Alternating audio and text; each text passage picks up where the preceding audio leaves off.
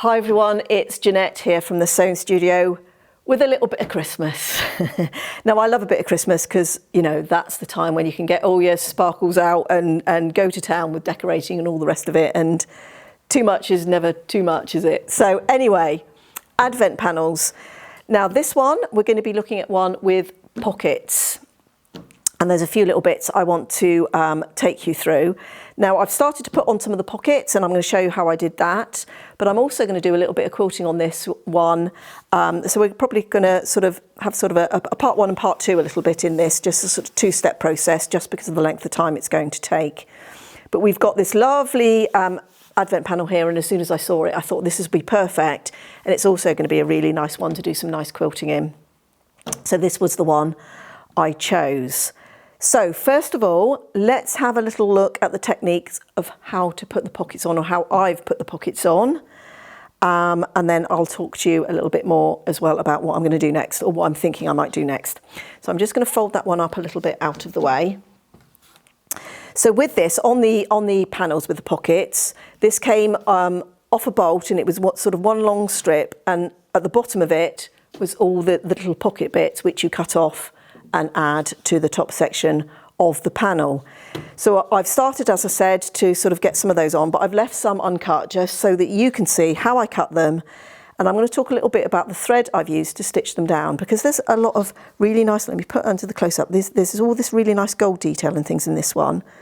So I decided, rather than using a cotton sewing thread to put them on, I was going to have a little raid of my embroidery threads, and I've actually been stitching them down with a gold coloured embroidery thread, and the colour I chose was this one, which is a Madeira rayon, so it's 100% viscose, and it's colour 1065. So that's the colour I'm using, but you can see here I've sort of pulled out some other ones. So that's a metallic one, gold 6. Now I would say, if you're going to use a metallic needle. You can get metallic needles, and they're specifically designed to take metallic threads. So it's definitely a sort of a right needle for the right thread for that one. This is also another gold. Let me just hold them here, but you've got some options anyway. So if you've got some gold embroidery threads in your stash, you can use any of those. So I'll just let you know the colours of this. Now that one hasn't got a colour, so I can't tell you the colour of that one. The label's fallen off, but that's 1024 and that one's 1025. But there's a range of different gold embroidery threads out there that you could use. Now you could also use either a green to match the green and red, but I would have had to swap out, you know, where it was red, I would use the red ones, and where it was green, I would use the green ones. But I felt the gold, and let me just bring in the panel where I've got some already sewn on. So if we have a look here at number 12, you can see the gold just sort of blends in with the pattern that's already on there. So for me, the gold was a really nice option, and it saved me having to switch out the threads. Okay, so let's have a look at the little pockets then, and what to do. So on here, now there's another thing I need to say about this particular panel. This was a Makower one, and it did come with a little sheet that said that there was an error on one of the pockets. One of the numbers had been slightly misaligned, so you had to cut that one slightly differently. But when you buy the fabric, that comes along with it, and it wasn't a big issue. It just meant that one of these numbers here was slightly shifted. So just to make you aware of that, just for clarity. But the rest were all absolutely fine. And they've given you sort of a 1/4 inch. They've given you a gold line to cut on, apart from that one. So I do just need to highlight that and give you that caveat. Now the other thing to say, let me just put number 5 under here. You can sort of see, probably by eye, that's sort of slightly off kilter. And quite often on these Advent panels that happens. So quite often what you can do is just pull it across, which we don't normally do with our fabric, do we? And that just sort of pulls everything back into alignment. So if you find it's gone a little bit skewy, sometimes you do just need to give it a little tug to bring it back in line, and that quite often just squares it back up again.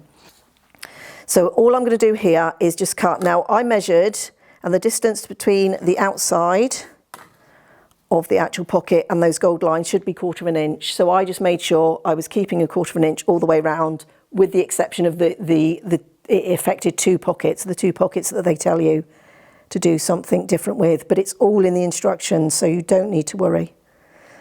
So I'm just going to make sure I've got 1/4 inch everywhere. And I'm going to go up, and actually on this one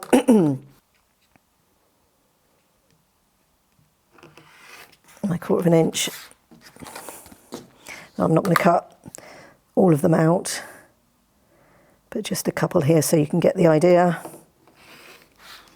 So that's one. That's still a little bit skewy, so I'm just going to give it a little bit of a tug again. But quite often also if it's skewy, you can sort of cut, and as long as you're making sure you've got 1/4 inch all the way around, you should be good.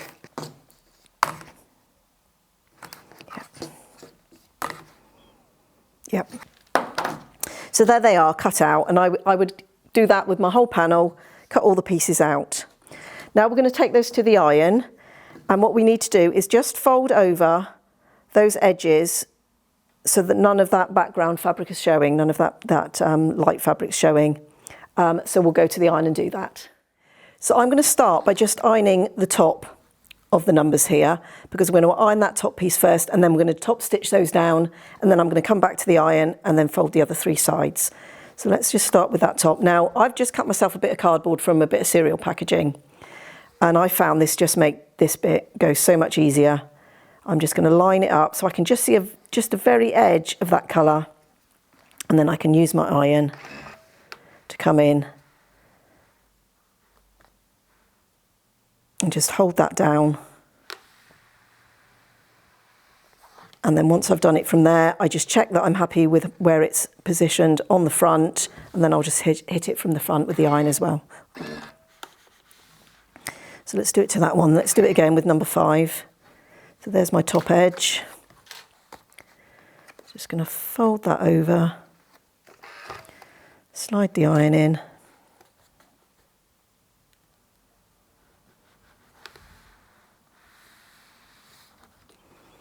and then flip it over and just make sure I'm happy there.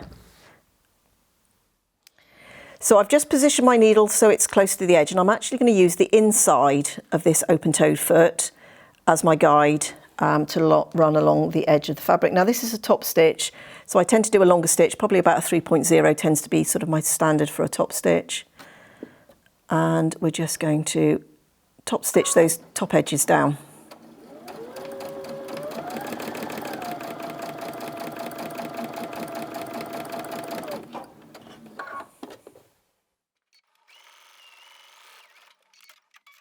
So I'm just going to iron the other 3 sides down now that we've got that top edge formed, and then we're going to be able to attach it to the panel.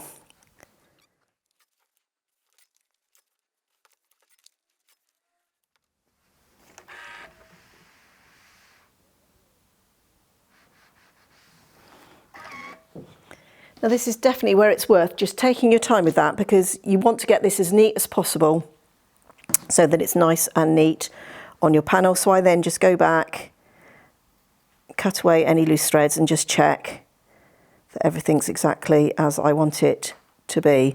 Now my other top tip when we get to this point is I'm actually going to use my glue pen. So this, I'm using the Soline fabric glue pen. It dries clear, but it's water soluble, so it will wash out. And what I tend to do is just go through and just put a little dab of glue, particularly here at the top, and then just fold that corner down and hold it with that glue, because we want that top edge to be, we don't want any of that seam sort of poking up above the top of the pocket. So hopefully you can see that there, and it just holds those corners really nicely, and it helps when you come to sew them down. So just a little corner of glue there, and then I can just fold that and just sort of down enough so there's just a little gap between there. And now that one, you see, I haven't quite got right because you can see the top of the seam there. So I'm just going to reposition that again, and I'm just going to fiddle with that until I'm happy. And what I tend to do is just pull that fabric down away from the edge, and that glue will help. There we are, that's much better look. And then you might just want to put a little dab along the bottom just to help hold that bottom in place as well. But I just found that just sort of helped keep the shape of the pocket nicely. So there's our pocket ready to sew on. So I also found when I added these pockets to where they need to go, and it's easy to match up, The one thing I will just say is be careful of the 6 and 9, that you don't put the 6 on upside down or the 9 on upside down. But they're different colours, so you should be okay. But ask me how I know that one.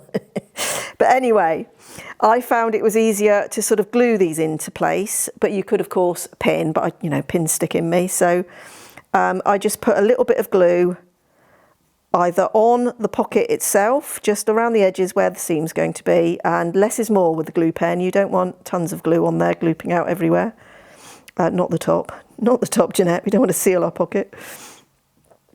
So you can just put some little dabs of glue, and then we can just stick that where it needs to be. Now these are a little bit forgiving in the fact that because we've got the colour underneath, that if you haven't got it exactly matched, you don't really notice it too much once it's sewn down.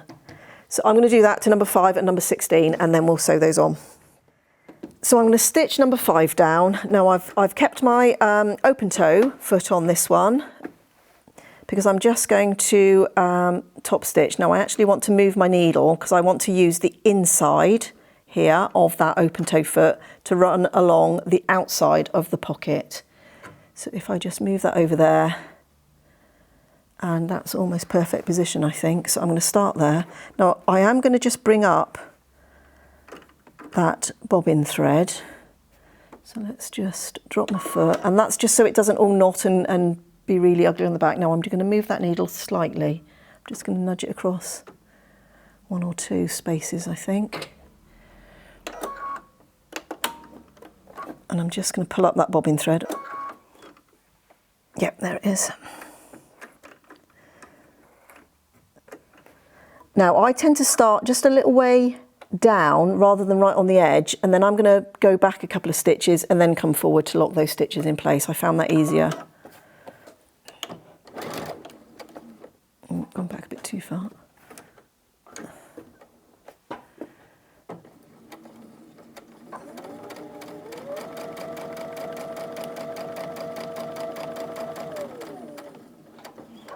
Now when we get to the corner, we're just going to lift the foot, leave the needle down, or put the needle down if your machine doesn't stop with the needle down, and then we can come along the bottom.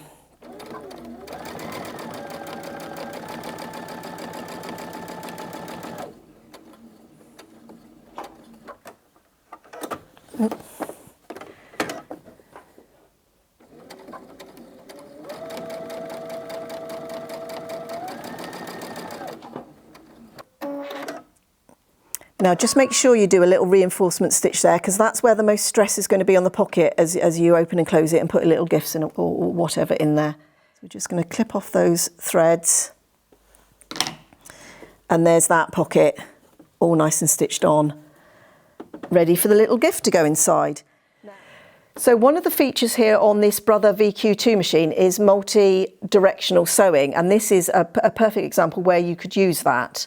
So I thought I would just show you that one as well for anybody that has this machine, or that feature on the machine that you have. Now on this machine here, we go into this selection there, and this gives us all our options for multi-directional sewing. Now the directions we want to go is we want to come forward, so that's going to be this one here. And just sort of point with that. We're going to need to go from left to right horizontally, so that's that one. And then we're going to go back again, which will be that one. So they're going to be the 3 stitches that I'm going to use for this particular pocket. So I'm going to start with the one that's going to be coming towards myself. Now once again, I'm going to go in and lower my needle and pick up my bobbin thread, just so that it's all nice and neat on the back. Actually,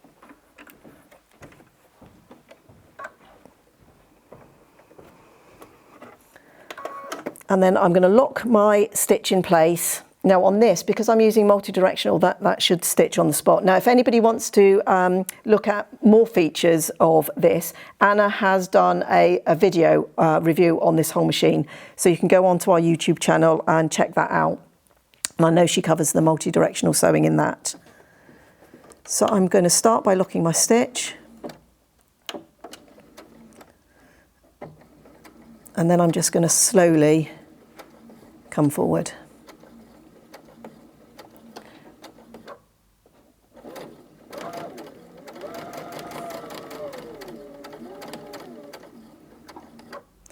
Now when I get to the corner, I need to change direction, and this time I'm going to go from left to right. And so it's that stitch there. And we're just going to continue on.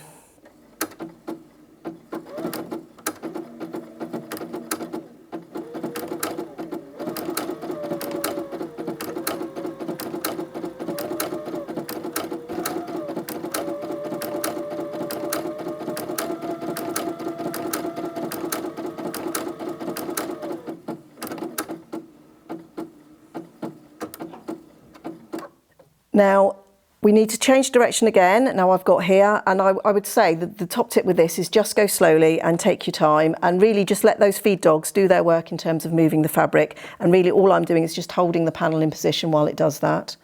Now we're going to go, let's go back.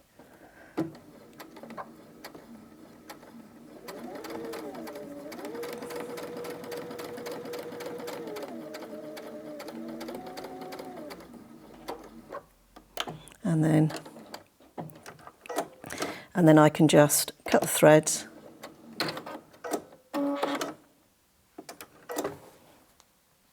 And there's the pocket, all sewn on using the multi-directional feature.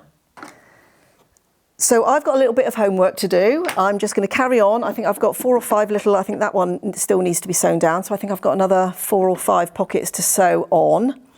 And then please join me again for part 2, where we're going to have a look at layering this up, doing some quilting on it, and then adding some hanging tabs and turning it into the panel. So thank you for watching. I hope you've enjoyed that, and I hope you'll join me again here for part 2.